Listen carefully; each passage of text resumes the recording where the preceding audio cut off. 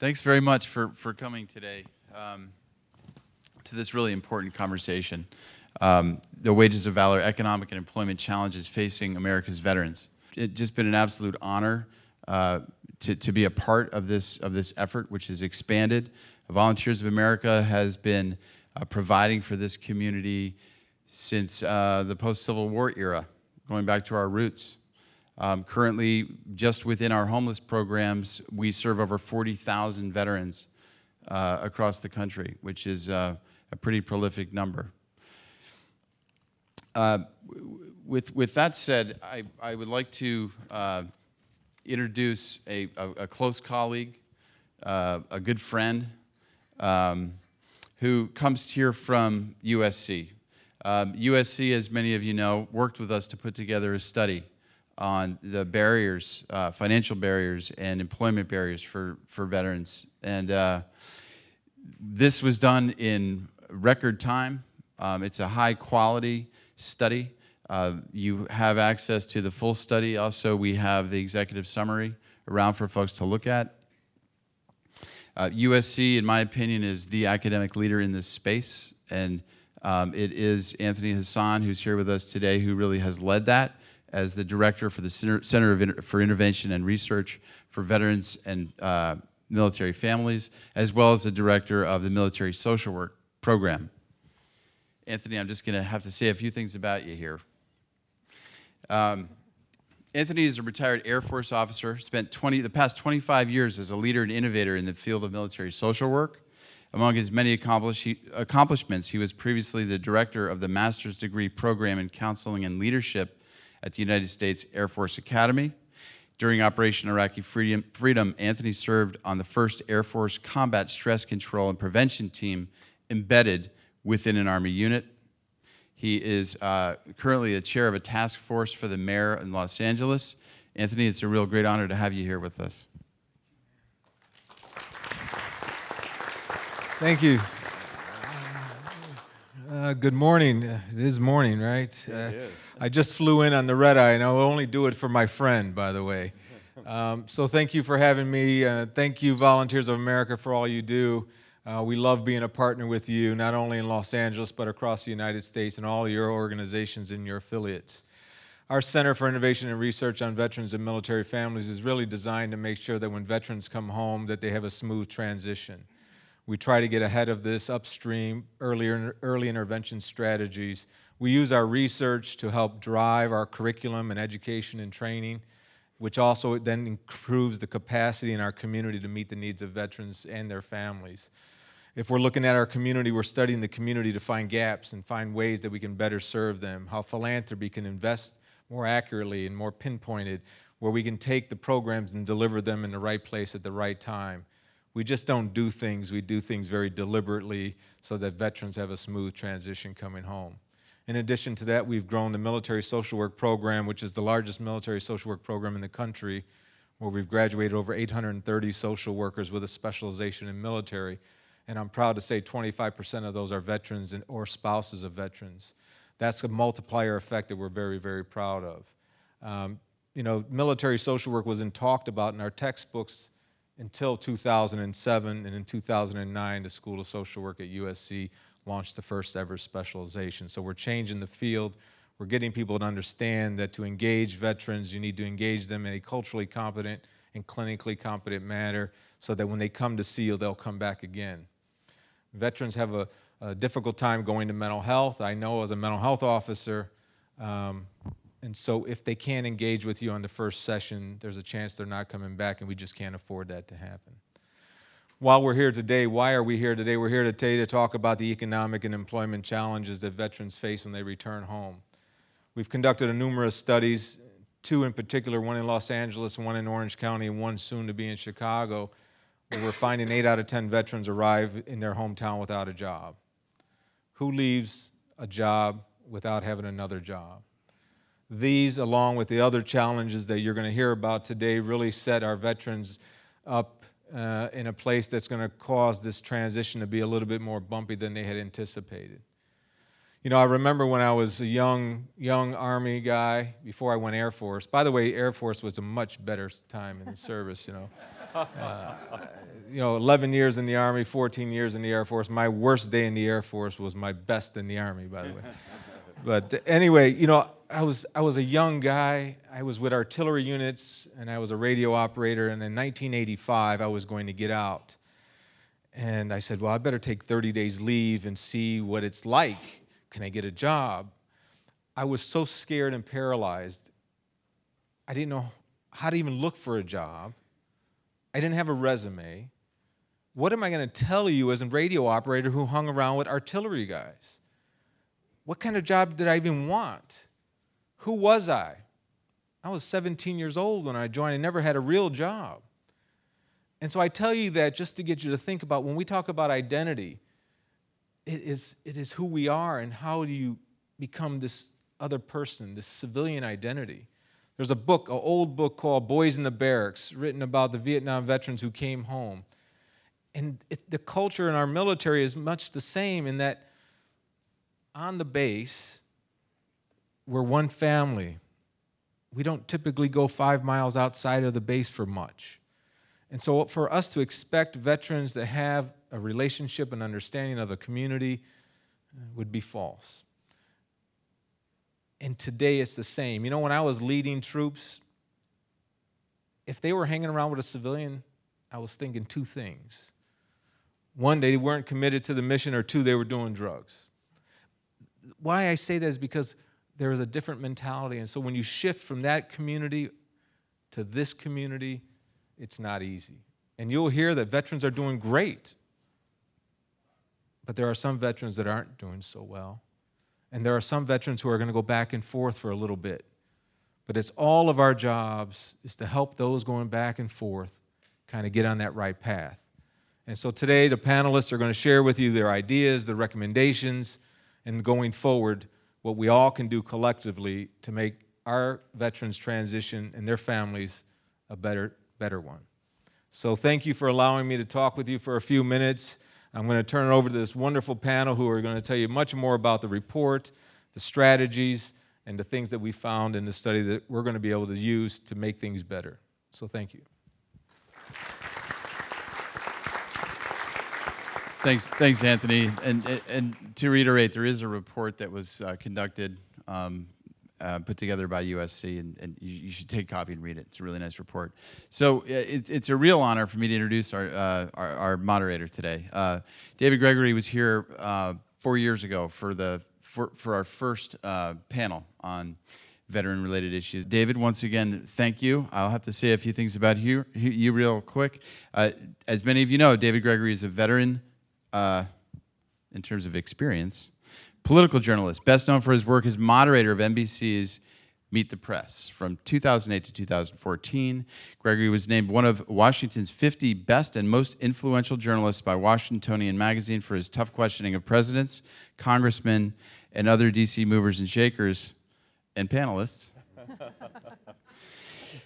Called the firebrand in the front row. He is well respected for his reporting style on every major news event, from the Oklahoma City bombing to the wars of Afghanistan and Iraq. Having reported everywhere from press conferences to Air Force One to Meet the Press roundtables, he has interviewed notable figures responsible for nearly every policy change and political maneuver that affects the United States. He is also author of a book, How's Your Faith?, which is scheduled to be released in September. The book explores a variety of religious traditions while citing experiences from David's career to better understand his own faith. I will be reading that book. I'd recommend everyone here read it as well. David. Thanks so much. I think I'm all mic'd up. Thank you very much.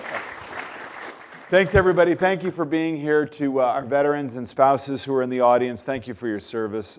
Thanks for being here. And to all of you folks who are committed to these issues, thank you as well. I think we'll learn a lot. This is a terrific panel. You want to hear from them.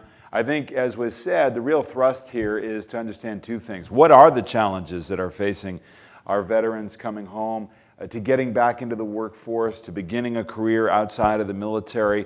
And then what's the role of government? What's the role of nonprofit groups, corporations, and really serving those veterans who have served us and finding a way to really support them along the way?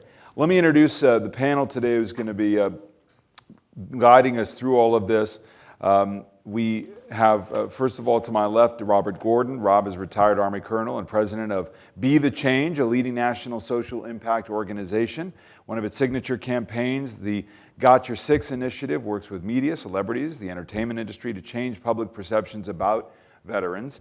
Previously, Rob was appointed in 2010 by the administration as the Deputy Undersecretary of Defense for Military Community and Family Policy. While at Defense, he created the Military Spouse Employment Partnership, which has provided jobs to more than 60,000 military spouses since 2011. For his service, Rob was awarded the Secretary of Defense Medal for Outstanding Public Service.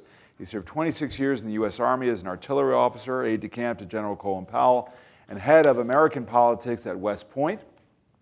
As a White House Fellow from 1992 to 1993, he served in the Bush administration as Special Assistant to the VA Secretary and in the Clinton administration as Director of Special Operations in the White House Office of National Service.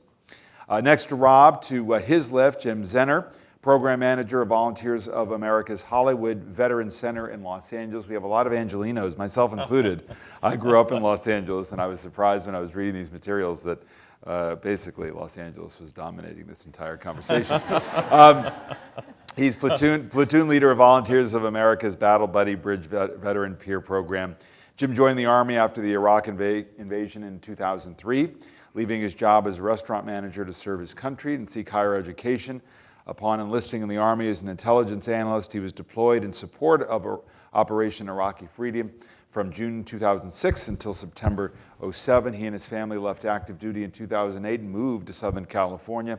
After struggling with his own reintegration to civilian life, Jim first came to Volunteers of America as a client seeking assistance from the organization. He earned his MSW at USC in May 2010, and upon graduating, developed and managed a 48-bed readjustment facility to help homeless veterans returning from the wars in Iraq and Afghanistan.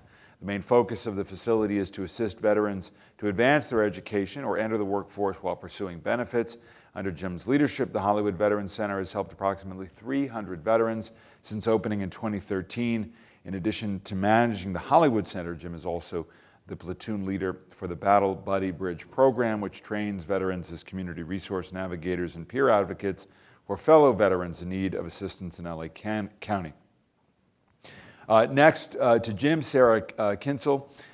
Sara is an assistant professor of research in the University of Southern California School of Social Work and one of the authors of the report being released today. Sara, am I saying your last name right? You are, thank you. I am, good. Okay, I'll make sure. Didn't want to say it 40 times and find out later it was wrong. Sara joined the USC Center for Innovation and Research on Veterans and Military Families in 2013, has focused on military behavioral health research for the past 7 years. Her research interests include the transition from military service, issues of mental health, military and veteran suicide, military sexual trauma, crisis intervention, and the assessment and treatment of trauma.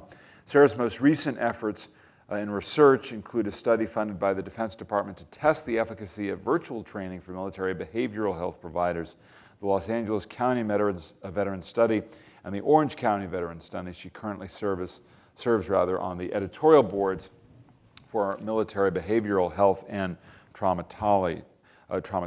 Finally, we round out the panel, Debbie McKinley, Senior Director of Human Resources for the Home Depot.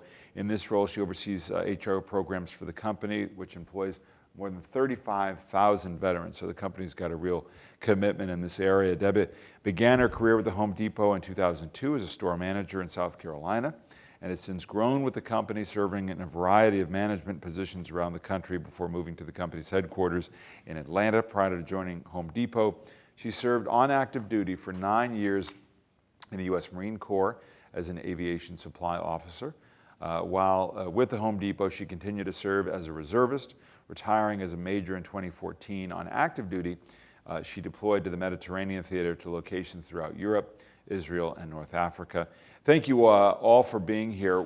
I want to begin, and Jim, I'm actually going to start with you. Help us to understand what these challenges are. One of the observations that I've had as a journalist is that America has been at war now for so long, and in a way that is kind of disconnected from the military experience of individuals who are volunteering for our force. So we may not see some of these reintegration difficulties, and the country doesn't seem to be mobilized around it emotionally as we might have seen in previous conflicts. So open this up and everybody will jump in by laying out what specific challenges veterans are facing that are unique to their experiences in these wars. Sure, yeah. What I see a lot is just transitioning out and not having a plan and or a beginning of a plan, but not contingencies, like if this doesn't work out.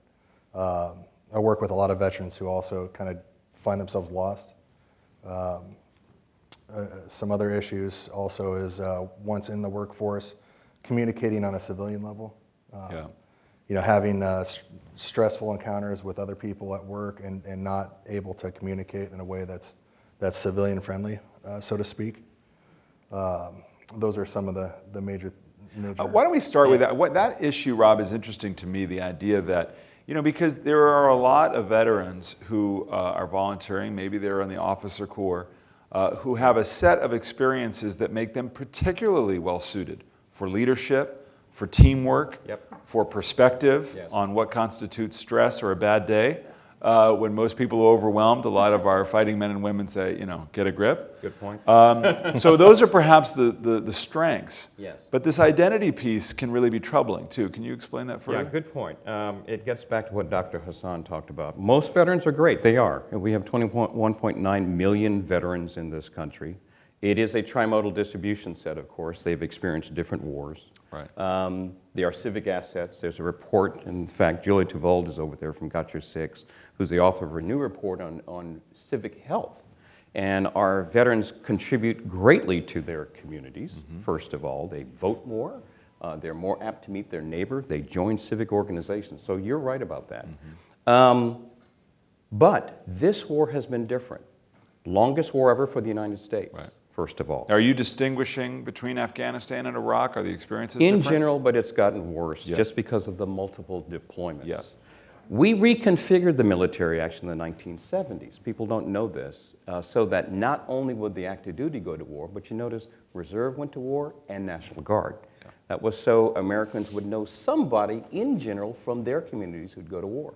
And as a result, it has deeply affected the fabric of America.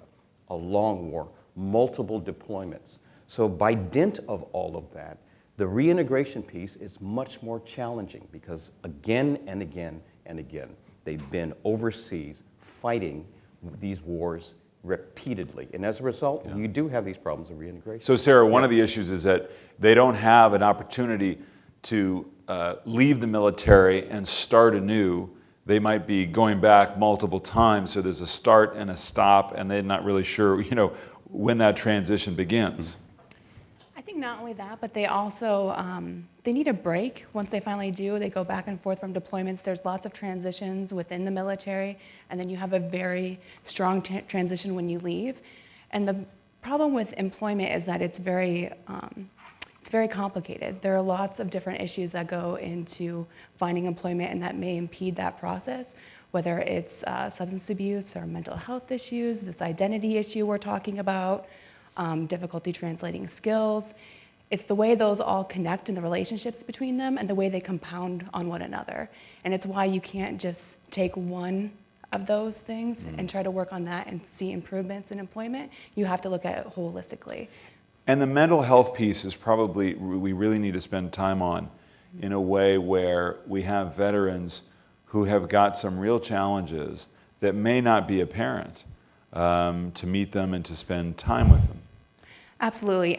In the last 2 years in my work at Sara, I've probably sat in focus groups with over 150 veterans. And one of the things that almost all of them say is, I didn't realize how bad it was until I left. I didn't realize that I had these physical health challenges. I didn't realize I was dealing with mental health challenges.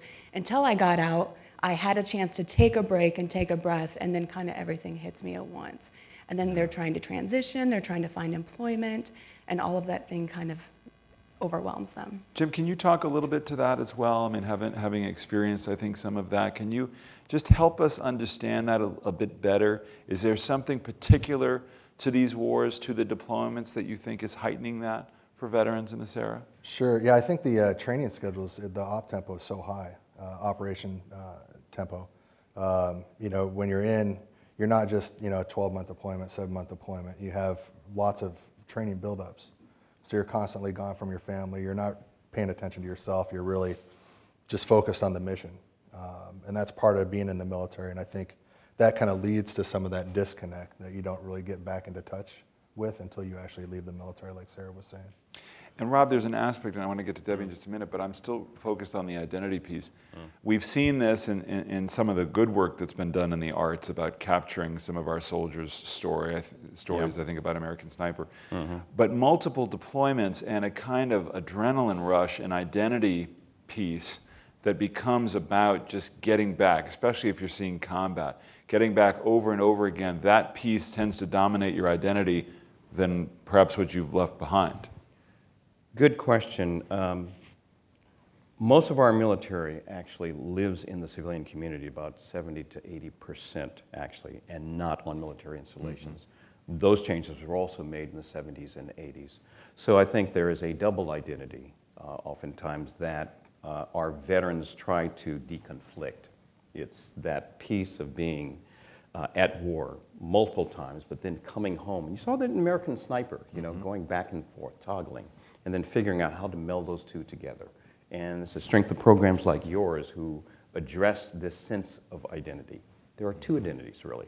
It is that community member, because you actually go back to your community, but then you redeploy back into battle once again. And trying to get that right, trying to figure out your overall sense of identity is oftentimes a challenge. So Debbie, you're from Home Depot, you have the military service in your background, but you're seeing a lot of these folks. So talk to us about what you're seeing, what you see are some of the upsides, some of the downsides. Yeah, so we are obviously a very military-friendly company, and when we talk in those terms, people often say, Debbie, what does that mean?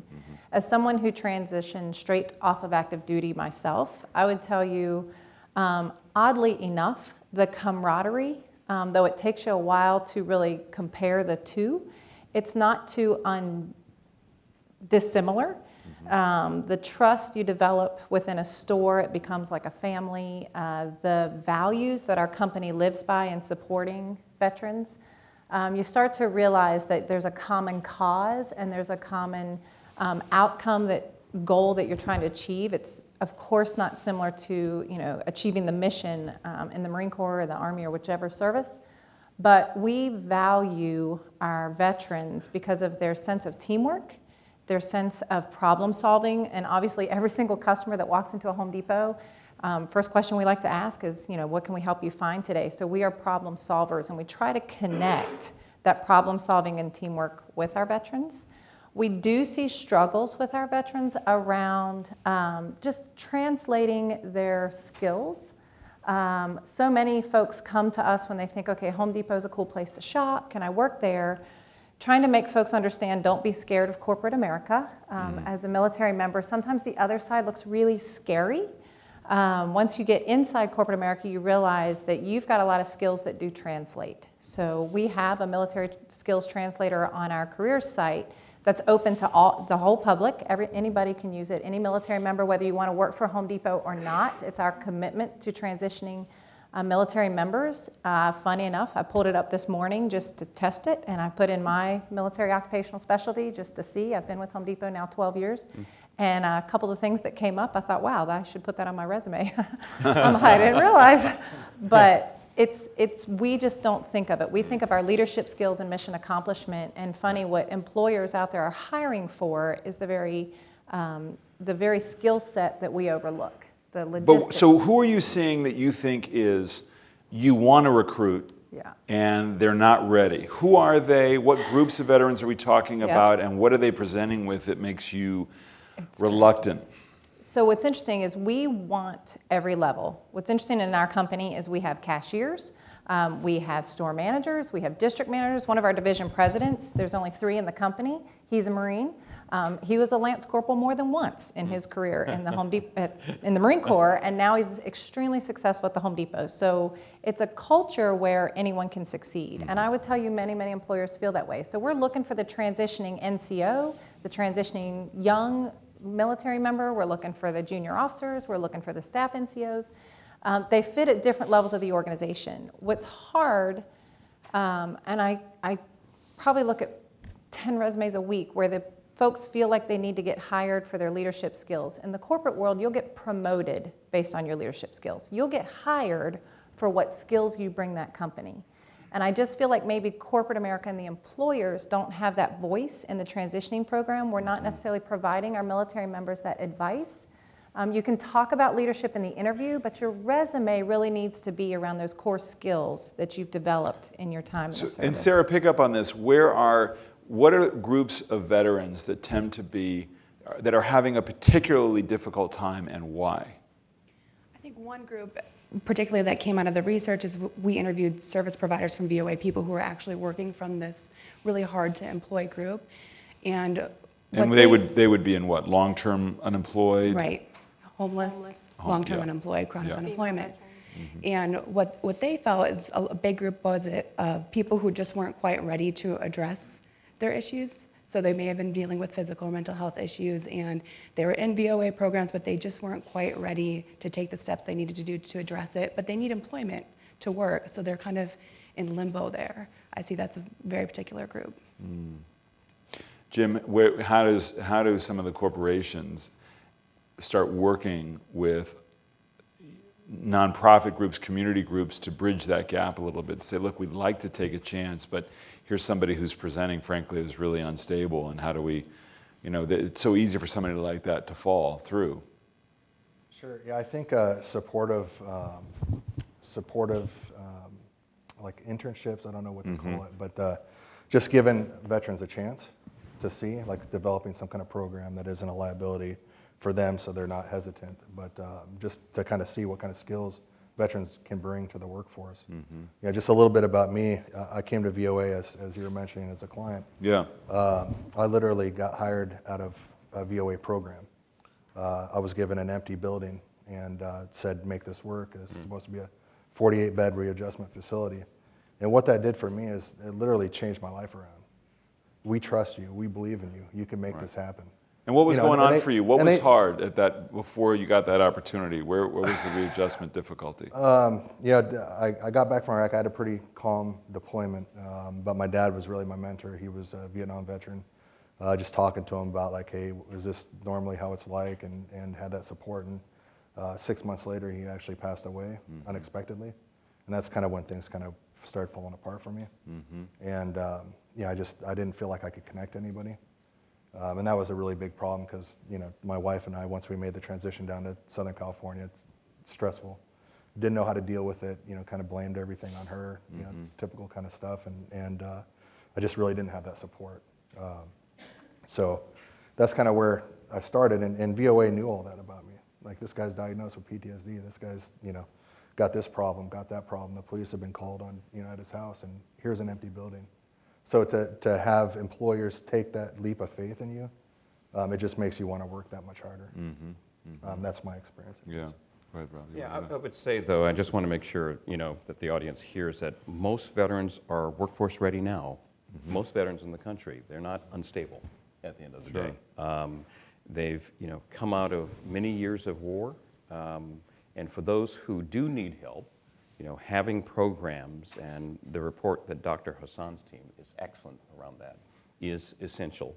I would also say that other veterans who have not, when they're on active duty, who have been dishonorably discharged or other than honorable discharge, there needs to be a way in which to effectively reintegrate those veterans back into our community. But most veterans are ready to work today, at the end of the day. Yeah.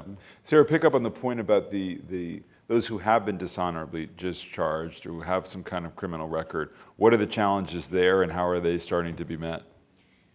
I'm not sure that they are being met. I think that they're a group of veterans we're not really talking about very much. And just from an example from the research, there was a veteran in our focus group who said to me, I already face the barriers of being a veteran when it comes to being hired. And then when the employer looks down and sees that I have an other than honorable discharge, there's another check mark against me. He said, I know that I made a mistake, I own that, but I'm trying to get my life back together, so what do I do when no one will employ me? That's a great question. What does he do? And I don't know that we've figured that out yet or have gotten support for that group. There's a lot of, I may be just capturing a sliver of this, Rob, but there seems to be a lot of organizing pressure around companies, big and small, keeping an eye out for our veterans. Are we putting too much pressure on companies generally without enough scaffolding in place to be able to transition folks? Good question. We're getting that scaffolding. I mean, it does take, I think, a multi-sector approach. VA exists, the Department of Veterans Affairs exists for a reason, but we need around that a constellation of both for-profit organizations like Home Depot who are committed, nonprofit and social impact organizations who can deal with issues with our veterans in terms of PTS and TBI. And it is putting together a coalition of the willing. And that's what's different, I think, today. You know, the Home Depots of the world, VOA, and new leadership, which is important in government, to be able to get the right sort of scaffolding to support our veterans. So, Debbie, what about some of the difficulties? Talk about the scaffolding. You have a commitment as a company, but you're also seeing veterans who are more difficult, who have these check marks against them. How do you deal with that as a company that's really in a dialogue with them and recruiting them? So for us, we treat veterans the same as any applicant. We actively recruit military, but we treat them no different. So it's interesting, the stigma of being a veteran within the Home Depot, I would tell you there's none. We do the same background check, but for us, the outcome is we want someone who's willing to come to work and smile at a customer, and we'll teach them everything they need to know. So as far as the challenges with transitioning veterans who might have, you know, black marks or not the perfect record, we don't necessarily care any different than we would care of a civilian applicant. For us, we do know as a company, veterans tend to ramp up very quickly within our company, within our stores. They tend to have great runway with us. Again, we've got them at all levels. We've got veterans who are hourly associates who want to stay at that level because they enjoy the camaraderie. We've got folks in management positions, and again, we can teach them and get them to the level they want to be. And we know that runway is quick for most veterans.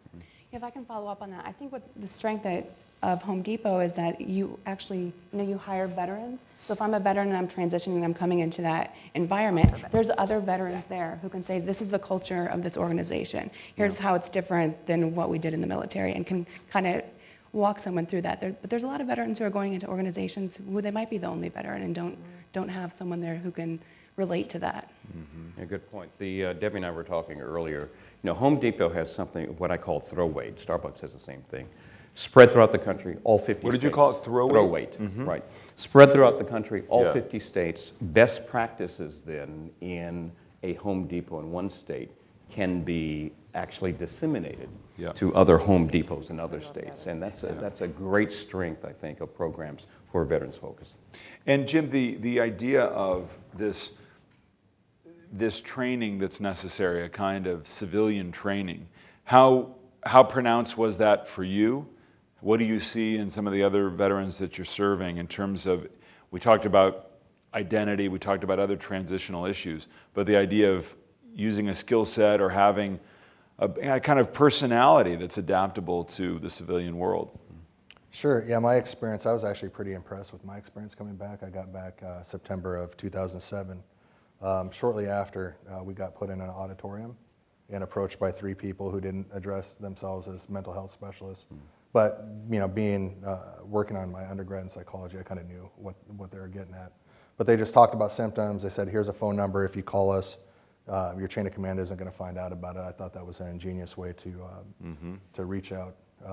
Going through TAPS, it was pretty quick, and I hear a lot of veterans complain about how short it is and how non-comprehensive. I think part of the issue is you just want to check boxes off. You just want to get out for a lot of folks. And any kind of, if you were to do more training, it would have to be mandatory, I think. Because if not, it would just be like, let me just check this box, because I think a lot of my buddies didn't know like how important that training was. They brought an HR specialist in to talk to us about, these are skill sets that you have from the military that apply directly to what I'm looking for as an HR specialist, and I thought that was really good. Talked about how to dress, which I think is important for us as well. But it's really short, and I think if you're up against the whole I'm just trying to check a box off. So how to exactly get people to dial in on that, I think it would take a community to figure that one out. Sarah, maybe I'm like other people, maybe I'm a little bit misguided, but again, I look at some of the basics of, and I have not served, my wife has, and my father-in-law has, so I know a fair amount of government of military service. There's all of the rigor and the discipline and the perspective that comes with that, I think would so readily lend themselves to that transition. So I'm trying to really understand where the transition is more difficult, saying, okay, I've got this set of experience and now I'm going to go get a job in the civilian world. Where is it breaking down for these folks? I think it breaks down at the very, very beginning. What Jim was saying is that military life is hard, and when it's time to get out, they don't have a lot of time. Yeah. When they're getting out, and they don't have a lot of time to prepare. They haven't really thought about what do I want the rest of my life to look like? What do I want my career to look like? What do I need to do to support my family? How much do things cost in the civilian world when you think about what's provided in a military environment? I think the lack of preparation in general is a really big impact on that transition.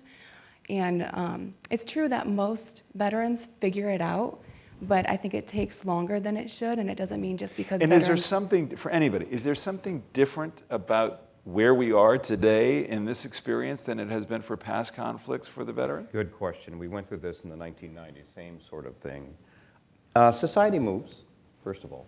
It does. Society changes over time. Technology changes. And so when jobs change as well, so the economy changes. So trying to reintegrate now is different from reintegrating back in the 1990s. We're at a different place in America. That's a really good so, that's why these sorts of programs are important to help.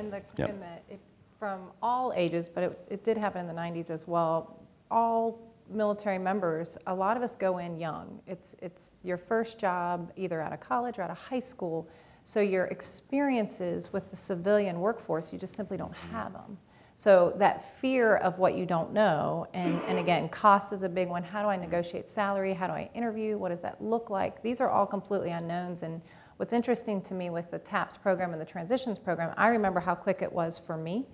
And today, I would just love to see more civilian employers partnered with as part of that process, because we know what we're looking for. We know how to provide that guidance. We know, how, whether it's interviewing skills, what to wear. We can take some of the scariness out of it. And do you find that there's too many veterans who come out who are afraid, Jim, to say, to find the language to say, I'm not sure I know how to do some of these basic things. I know I should probably know, but I can't figure out what's the appropriate way to dress, or how to think about a budget, or how to navigate the internal politics of any organization, or how I handle feedback with someone. I mean, you'd like to think that anybody has the language, but I've worked in a lot of jobs too where people are not very good at providing feedback or knowing how to conduct themselves, and they don't have any other reason, that's stressful.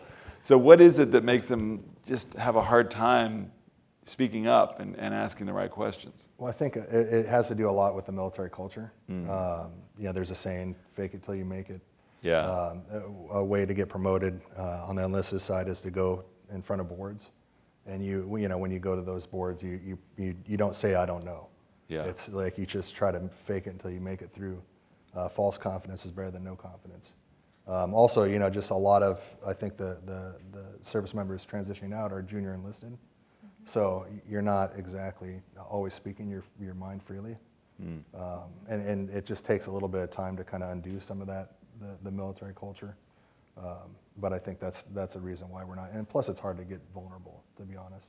Yeah. A lot of veterans that I work with, it's really cutting through the stigma and getting them to understand that it's okay to be vulnerable. Yeah. And military experience, and then before the military might have lent like, hey, you don't get vulnerable or else bad things will happen. People exploit you. Rob, one of the phenomena that I feel like we're living through that's certainly, if we study history, is different. It may be a little bit closer to what we experienced post-World War II, is a general, almost a numbing kind of celebration of the veteran.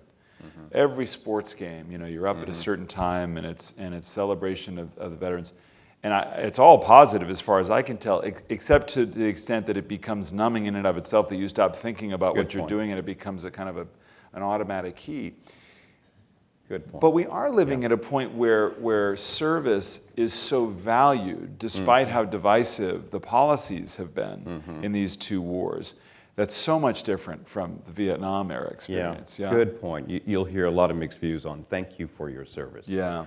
But I will say, a number of veterans say, you know, get to know me a little bit better. Just don't thank me at the end of the day. But we've come a long way since Vietnam. Yeah. A number of our veterans were spit on after that. So you see this progression. You know, our veterans sometimes are perceived as broken heroes. You know, right. They've got issues of PTS, and at the same time, they've done these heroic things.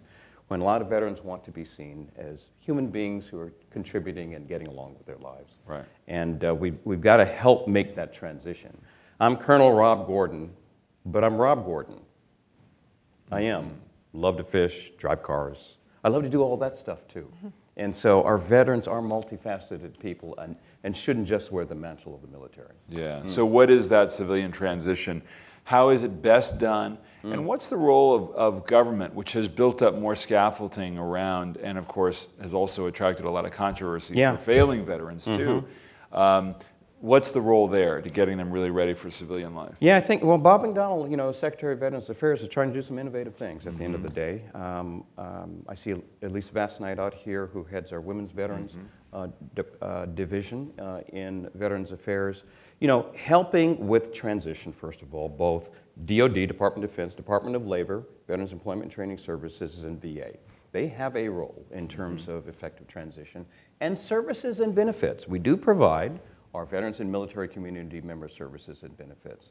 But I will also tell you, in today's world, connecting with the Home Depots of the world, first-in-class social impact organizations, there's a responsibility there too, in terms of that transition. So it takes a village, but it also takes the right leadership in all of those sectors to get it done. For anybody, when I was here a few years ago, there was a lot of discussion about both support for and the role of spouses in this process, which is really, really important because spouses are paying such a heavy burden and price here. What are we seeing and what's helping them? So, and as much as we love to say how we employ 35,000 veterans, that's the ones we know about because that's who's self-identified on their application process. We probably employ at least that many spouses, and it really helps connect our communities. The spouses are here when their husbands and wives are deploying. We can be that network for them. They need that network because so many of them don't live on base anymore. Right. The other great thing is they help us with our Team Depot projects and going out so they can rally support around. Our Team Depot is our associate volunteer force that goes out and helps to improve or provide safe housing for veterans. And we see a lot of our military spouses participating and rallying that cause to help us promote and understand what the community needs from us as an employer. And what, Sarah, what's your experience in terms of what you're seeing? The economic issue there with whether you know, just the stress of managing finances through multiple deployments, and then the stress around getting a job, starting a career, and that family dynamic. I think the spouse tends to be a strong system of support during the transition, and they kind of get lost in that as well. We haven't, at our center, been able to do a ton of work on spouses so far, so I'm not as knowledgeable about the spouse experience, but I do know in the interviews I have done that the paperwork, all of the calling, the trying to get the services to the veteran and stuff, a lot of that comes on the spouse who's trying to help them through that transition process. But they're going through their own transition. Right. And we haven't really addressed that yet either. Right.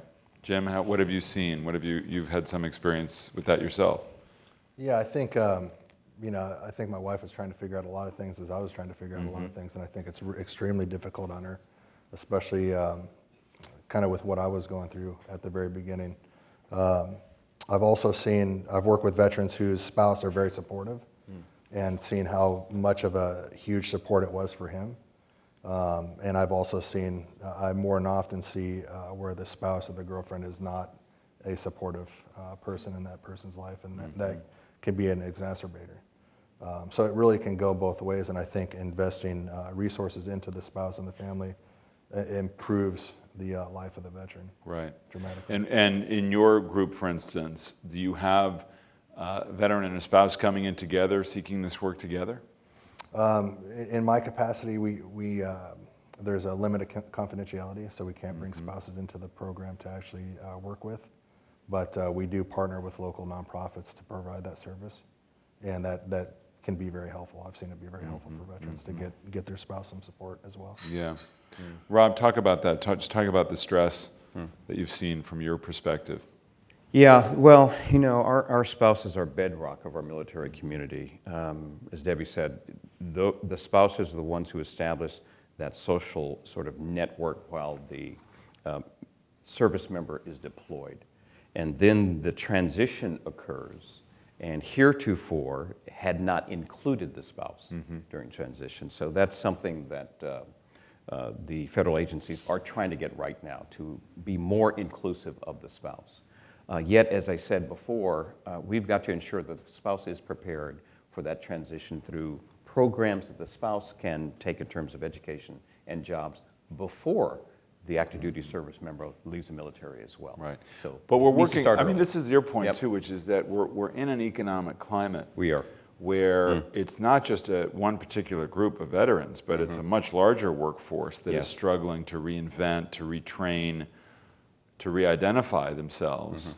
And so they're coming into an extremely competitive environment, Debbie, in which to try to figure that out. Yeah. And I think And not to mention these other young people, perhaps they're around the same age, who are trying to figure out how to start a career, and they're coming out of college. and unemployment's Right. decreasing in many cases. So what's interesting too, a point around the spouses that I don't know if it was mentioned, with the transition, what we see at Home Depot, one of the most difficult translations is as the benefits that you received on base or as a military member, how you do that in the civilian world. So everything from find the kids a dentist, and what does that look like when you're not using TRICARE anymore, or doctors and specialists and how to navigate civilian medical insurance if they're not going to use the VA services, and some folks choose not to, especially if their employer provides full benefits, relocating to schools, civilian schools outside of military communities. So there's a lot of family and benefit translations where I think for the spouses, we still lack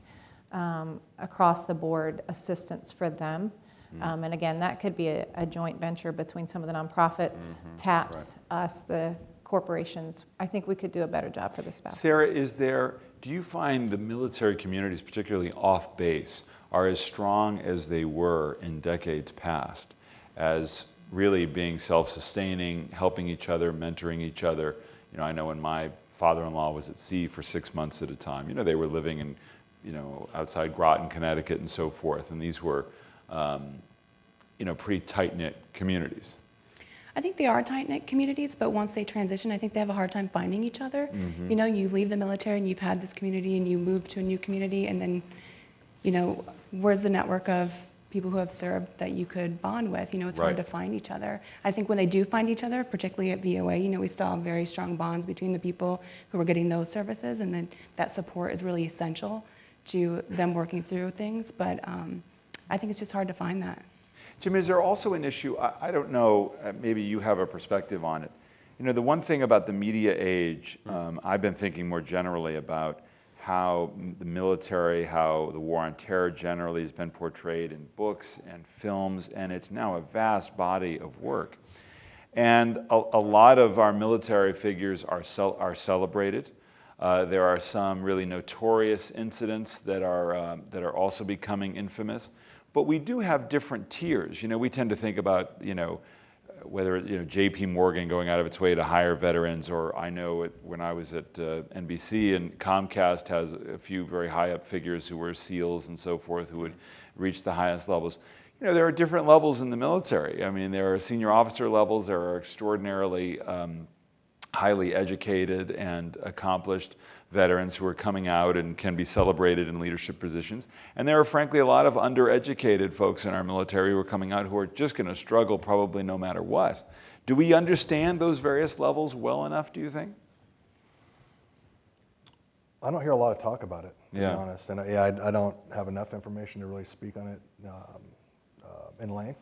But is it but appreciating the definitely- different, you know, kind of we've got different groups within a very large group, right, Sarah, of veterans here that are kind of coming at all of this with a different set of skills. Yeah, I don't think it's something that's talked about a lot. I don't think it's something that we're addressing. You may have some more. I would say culturally, we have to look for, you know, ourselves, we're proud of the work we do. We could do more. Other organizations like us who can bring in veterans at every level. So lot associates and cashiers and sales associates on the floors of our Home Depot and really teach them the skills they need. And again, that drive for problem solving and teamwork they come with. They've just got to kind of trust the corporations, and we've got to get more corporations involved to bring them in at those lower levels. Right. And then let them develop. Rob, is it important to address that? Well, yeah, level setting expectations, because again, in general, we got a lot of veterans out there who are workforce ready. Right. I would also say, I want to get back to Sarah's point about something too, and Debbie and I talked about this earlier.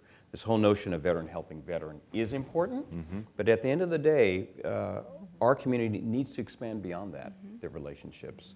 You know, I retired in 2006, and most of my colleagues and friends now are non-veterans. Now, I hold my West Point classmates near and dear, and we get together every now and then, but most of my colleagues and friends, John Sherin, are non-veterans. Yeah. And so we've got to also expand those relationships and not keep them confined to the veterans community. Do you think in a different era that was less necessary? And I just think back to you know, reading about the post-World War II era and how veterans progressed in society. Good question. Well, society has changed, right? Yeah. There was a while, and we all suffered from this, right? The great economic recession, Yeah. where our ability to move throughout the country was limited because our housing mortgages were underwater and Yeah. upside down. That's right. And so that mobility was constrained, and now we're seeing the return to mobility in terms of America. And so, and it's the beauty of this country. You can remake yourself. You know, you can be from one state, go into the military, and suddenly go to another state Right. and have a different opportunity altogether. So in that light, it is a little different. But it is such an important point about the mortgage market, especially with the period of time with the deployments, Jim, because you had folks who were probably getting easy credit, you know, back and forth, and then they're ready to come out of the military and they've got no way to move. Yeah, that's a significant issue I've seen with a few veterans is you get used to that money that comes in every month. Right. And so you set your bills to that, and then like we were talking about, you don't have a very comprehensive plan getting out, but you have these bills that aren't going to stop, including mortgages. And Sarah, I want to get to the audience just a minute to expand this dialogue, so get ready with your questions. We've got mics. The piece about the military training that can go on for transition, how do we ramp that up so it becomes a bigger piece of that that period of time before someone transitions out, where they're really starting to engage in these questions and helping them think about what they're going to do? I think it's really hard because it takes a change in policy from the DoD, but I think one of the best things they could do is have a longer transition period where they had time to connect with the community they're moving to, Right. actually interview for jobs while they're still in the military and prepare for that, meet with people who can Right. think about what kind of benefits they need, how to get the paperwork for the services that they're going to get, all of the things that go into that transition, doing it way more upfront. And even, I think the military is starting to do this, but having people going into the military to think, what is my long-term plan? What do I want to do with my life after the military? And think about that even when you're going in, Yeah. and deciding what choices you make within the military. Right. I think also having a network of peers in the community and a network of peers at the VA that you can go and speak to a veteran directly if you just get out. I think it's really, and not just you know, a veteran who's trained as a certified peer support specialist, knows how to use language to empower people, to cut through stigma, and really kind of catch on. So I think if we had a community-based like network of peers, Yeah. a VA network where there can be warm handoffs between community and VA, I think that would be... Why is that? Why the policy difficulty in the military now? Why Good question. can't you Yeah, I was have a listening to longer Sarah. time?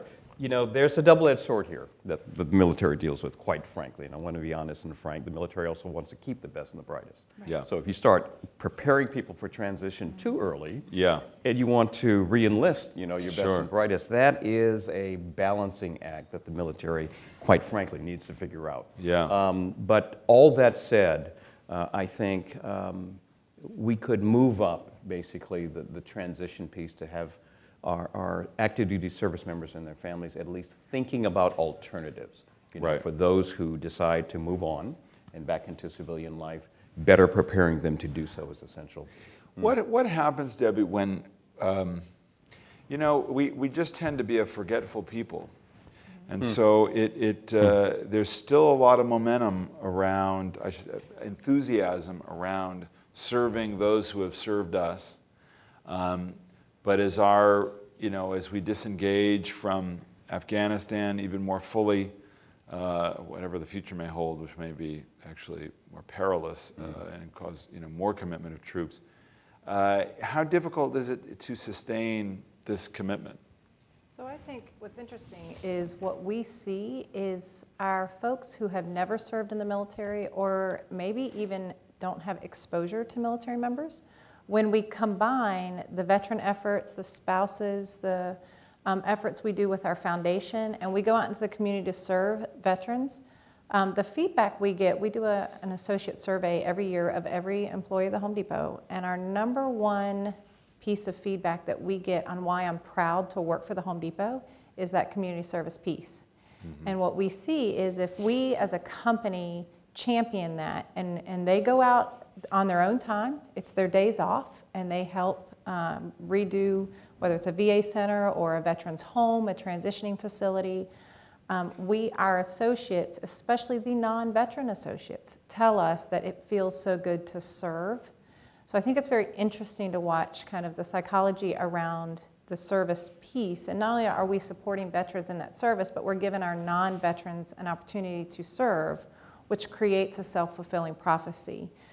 So though we see many transitioning veterans over the last 10 years, different from World War II in just the total number of people who have served, that spirit of service, if you provide them that opportunity and you give them that feeling of serving those who have served, it tends to compound ourselves. We honestly couldn't slow down that effort today if we tried. It's our associates now leading that charge. All right, we're going to leave it there. Thank you all very much. Excellent job.